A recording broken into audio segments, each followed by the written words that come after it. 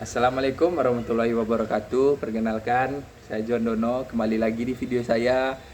Video ini saya buat untuk melengkapi tugas perkuliahan saya apresiasi prosa fiksi. Di sini saya akan menjelaskan apa unsur-unsur intrinsik prosa fiksi menurut para ahli serta penerapan unsur intrinsik prosa fiksi pada cerpen. Menurut Rokamansyah 2013, prosa merupakan cerita rekaan yang bersumber dari pengalaman kehidupan yang dilihat, didengar, atau dialami pengarang dan dituangkan secara imajinatif ke dalam bentuk cerita. Kokasih pada 2012 juga menyatakan bahwa prosa merupakan sebuah sastra yang bersifat naratif dan dilukiskan dengan menggunakan bahasa yang bebas dan panjang. Itu tadi pengertian prosa fiksi menurut para ahli. Kita selanjutnya membahas ke jenis-jenis prosa fiksi menurut para ahli. Menurut Rokamansyah, prosa modern atau disebut juga dengan prosa baru meliputi roman, novel, populer, dan cerpen. Menurut Kosasih 2012, prosa dibedakan ke dalam prosa lama dan prosa baru. Prosa lama berupa hikayat, tambo atau dongeng berkisah tentang kraton sestris, bersifat statis dan anonim. Baik, kita langsung masuk ke unsur-unsur prosa fiksi menurut para ahli. Unsur prosa fiksi terdiri dari unsur ekstrinsik dan unsur intrinsik. Unsur ekstrinsik ialah unsur yang berada di luar prosa fiksi, seperti pandangan pengarang, lingkungan, unsur biografi, unsur psikologi, dan lainnya. Pendapat tersebut disebutkan oleh Rokamansyah tahun 2013. Sedangkan unsur intrinsik ialah unsur pembangun prosa fiksi. Unsur intrinsik prosa fiksi yaitu sebagai berikut: tema dan amanat. Menurut Nurgianto pada tahun 2013, tema merupakan motif pengikat keseluruhan cerita yang bersifat tersirat. Kosasih juga mendefinisikan tema sebagai gagasan yang menjalin isi cerita. Selanjutnya, Sumarjo dan Rokamansyah menyatakan bahwa tema merupakan ide atau sesuatu yang ingin disampaikan oleh pengarang kepada pembaca melalui karyanya. Baik, kita lanjut ke tokoh dan penokohan.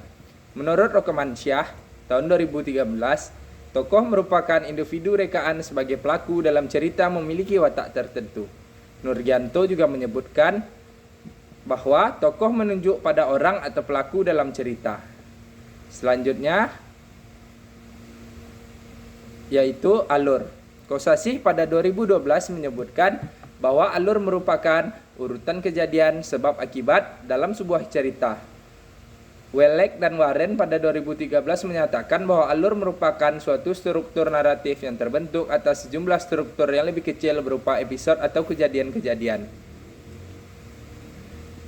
Lanjut kita ke latar.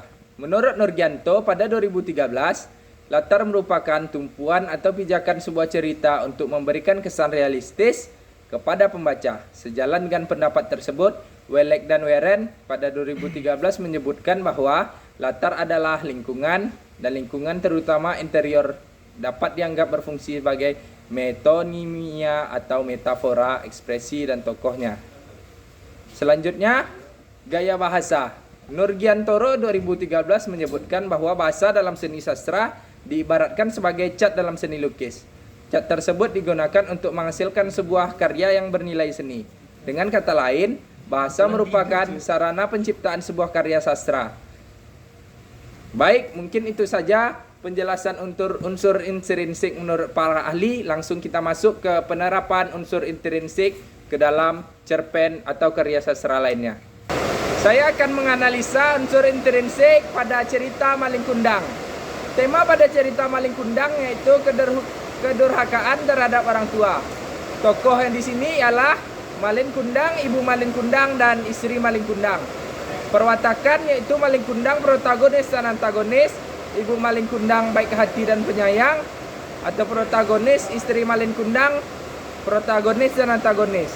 Alur pada cerita ini yaitu maju. Latar yang terkandung di dalamnya yaitu latar tempat, latar waktu, dan latar suasana. Latar tempat di kota, di rumah Malin Kundang, dan di pantai air manis. Latar waktu siang dan malam. Latar suasana bahagia dan menyedihkan. amanat dalam cerita ini, yaitu janganlah durhaka terhadap orang tua apalagi terhadap ibu kita. Durhaka terhadap orang tua apalagi terhadap seorang ibu merupakan perilaku yang tercela dan sangat dilarang oleh agama. Ingatlah bahwa surga berada di bawah telapak kaki ibu. Oleh karena itu berperilaku baik dan lemah lembutlah terhadap ibu kita. Sudut pandang pada cerita ini berasal sudut pandang orang ketiga. Gaya bahasanya adalah gaya bahasa yang sederhana dan mudah dipahami. Baik, mungkin itu saja. Di video kelima ini saya terkendala hujan, lebih dan kurang saya mohon maaf. Wabillahi taufiq wal hidayah. Wassalamualaikum warahmatullahi wabarakatuh.